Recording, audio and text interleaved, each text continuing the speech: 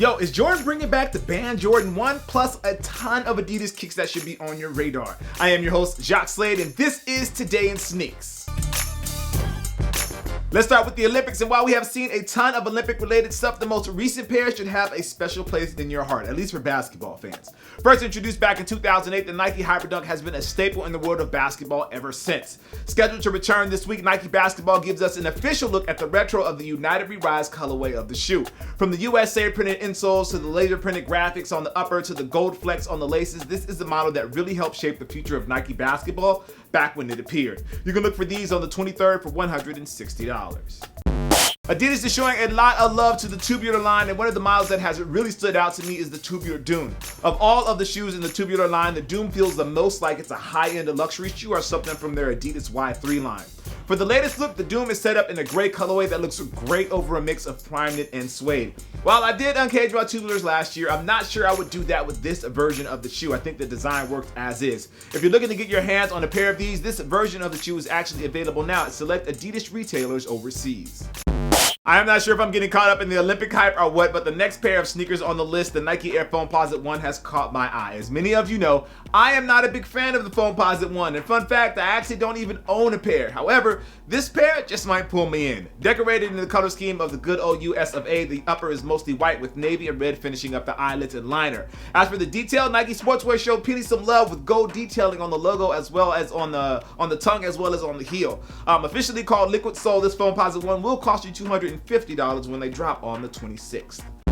Now, images of Pharrell's version of the Adidas NMD have actually been floating around for quite a while now, but it looks like things are actually starting to get official. Equipped with a new lacing system, the Adidas NMD is going to arrive in bright yellow with a traditional white boost cushioning.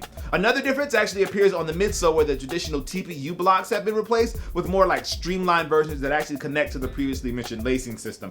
And in typical Pharrell fashion, the words human race are written across the upper. You can look for these to arrive on July 22nd at very select locations for $240.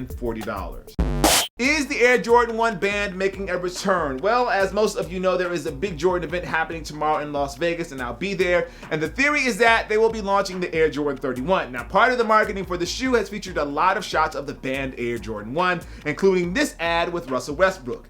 In this particular video, Westbrook says to bring the Jordan 1 back out, for me to be a part of that, Westbrook says, is a blessing. Some have read into that to mean the shoe is returning, and a release date has actually been floating around, which is September 3rd, so it all kind of ties together. Hopefully we'll find out more at the event tomorrow. Okay, for the last video, the question was, what shoe is expensive enough that you wouldn't mind wearing a fake pair? This is what Mr. Take Your Girl had to say. I would definitely get a fake pair of Yeezy 950s. Don't have to worry about fake boost with those. Good point. After today's question of the video, well, it comes from Alien Gaming. And the question is, would you rather be signed with Under Armour or Adidas? And why? Let me know your thoughts down in the comments below. As for what I'm rocking today, it is this shoe. This is the Kobe Nike ID, the retirement, I forgot the actual name of it. The Kobe retirement shoe that they did on Nike ID after his last game. So the last game, Kobe Nike IDs, because it kind of goes with what I have on today. Anyway, if you haven't already, make sure you like, favorite, and subscribe. That way you know whenever something awesome is happening right here on this channel. Make sure you follow me over on Twitter, Instagram, and Snapchat. As always, I appreciate you. I am Jacques Slade. This is Today in Sneaks, and I'll see you soon. Peace. I don't know what that's about. My apologies to you knife people out there. It's like almost like some sort of conspiracy theory. So it is a pair of Adidas. As you can see, it says V66. So this is something from Vans. I'm not exactly sure what it is from Vans, but that's why we're here to do the unboxing.